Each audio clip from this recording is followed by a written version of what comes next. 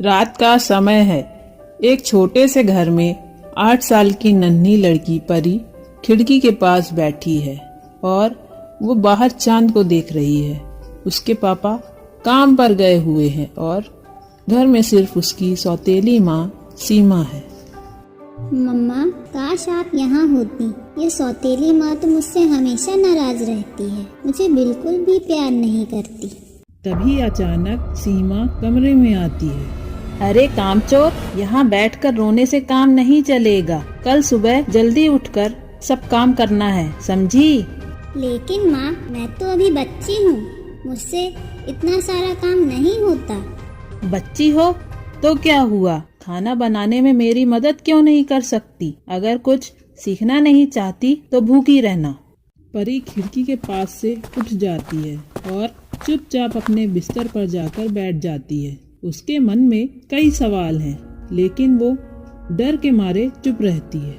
अगली सुबह परी जल्दी उठकर रसोई में काम कर रही है। उसकी सौतेली माँ उसे आदेश देती रहती है और वो चुपचाप मानती जाती है। कुछ देर बाद दरवाजे की घंटी बजती है और उसके पापा घर में दाखिल होते हैं।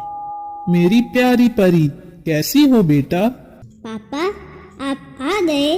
पापा उसके पास आते हैं, लेकिन तभी सीमा तुरंत बीच में आ जाती है।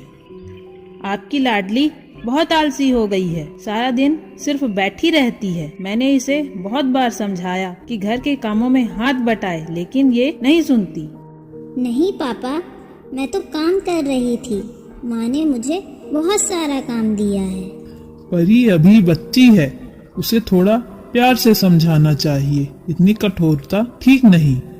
जी, आप उसे सर में मत बैठाओ, उसको समझा लीजिए। घर के काम का बोझ अकेले मुझ पर मत डालिए। परी अपने पापा के पास अकेले जाने का बहाना ढूंढती है ताकि उसे थोड़ी राहत मिल सके। रात को परी अपने पापा के पास बैठी होती है। वो सोच में डूबी है कि अपनी परेशानी कैसे बताए। पापा उसके माथे को सहलाते हुए पूछते हैं, परी बेटा, सब ठीक है ना? मुझे बताओ, क्या तुम खुश नहीं हो? पापा, क्या मेरी असली माँ मुझे इसलिए छोड़कर गई क्योंकि मैं अच्छी बच्ची नहीं थी? बेटा, ये तुम कैसी बातें कर रही हो? बेटा, तुम्हारी माँ तो तुम्हें बहुत प्यार करती थी, उन्होंने तुम्हें कभी नहीं छोड़ा। फिर क्यों पापा माँ चली गई और अब सौतेली माँ मुझे बिल्कुल भी पसंद नहीं करती। वो मुझसे बहुत गुस्से से बात करती हैं। मैं समझाता हूँ बेटा, मैंने ये कभी नहीं सोचा था कि तुम्हें ये सब सहना पड़ेगा। मैं तुमसे वादा करता हूँ कि अब से मैं तुम्हारा ख्याल रखूंगा और तुम्हें खुश रखने की कोशिश करूंगा।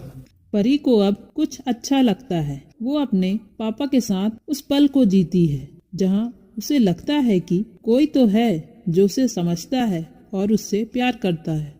कुछ समय बाद परी के पापा ने सीमा से बात की। सीमा ने परी के पापा के कहने पर उनकी बात रखने के लिए प्यार से व्यवहार करना शुरू कर दिया। परी, आज हम दोनों मिलकर खाना बनाएंगे। तुम जो चाहो वो सिखाऊंगी। सच माँ, क्या मैं खिचड़ी बना सकती हूँ? क्यों नहीं, आज हम तुम्हारी पसंद का ही खाना बनाएंगे।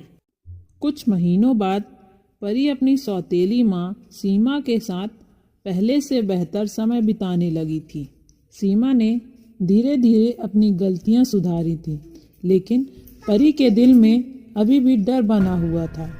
इसी डर के कारण एक दिन परी की तबीयत अचानक खराब हो गई। तेज बुखार के कारण वो बेहोश हो गई। सीमा उसे अस्पताल लेकर भागी। डॉक्टर साहब, मेरी बेटी को कुछ नहीं होना चाहिए, उसे बचा लीजिए प्लीज। डॉक्टर उसे इमरजेंसी वार्ड में ले जाते हैं। सीमा बाहर बैठी रो रही है। परी के पापा काम पर थे और सीमा उन्हें तुरंत फोन करती है। कुछ समय बाद परी के पापा अस्पताल पहुंचते हैं। सीमा, परी कैसी है? उसे क्या हुआ? मुझे माफ कर दीजिए, शायद मेरी बेरुखी ने उसे अंदर ही अंदर तकलीफ पहुंचाई है। मैं उसे प्यार देना चाहती थी, पर जाने क्यों अपने गुस्से पर काबू नहीं रख सकी। परी के पापा उसे संभालते हैं। दोनों चुपचाप बाहर इंतजार करते हैं। कुछ देर बाद डॉक्टर बाहर आते हैं।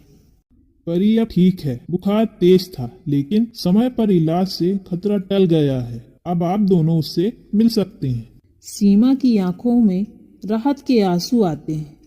दोनों परी के पास कमरे में जाते हैं। परी धीमी धीमी मुस्कुराते हुए उन्हें देखती है। माँ, क्या आप मुझसे अब प्यार करेंगी? परी, मैं तुमसे बहुत प्यार करती हूँ। मुझे माफ कर दो मेरी बच्ची। मैं समझ नहीं पाई कि तुम पर क्या बीत रही है। अब से मैं तुम्हें कभी अकेला महसूस नहीं होने दूंगी। सच में माँ, आप मुझे हमेशा प्यार करेंगी? हाँ परी, मैं तुम्हारी सगी माँ ना सही, लेकिन अब से मैं तुम्हारे लिए एक सच्ची माँ बनूंगी। परी के पापा ये देखकर भावुक हो जाते हैं। परिवार में एक नई शुरुआत होती है। एक ऐसा रिश्ता बनता है जो सिर्फ खून का नहीं बल्कि सच्चे दिल का है। सीमा ने परी को दिल से अपनाया और वो वादा करती है कि परी को कभी अपने प्यार की कमी महसूस नहीं होने देगी।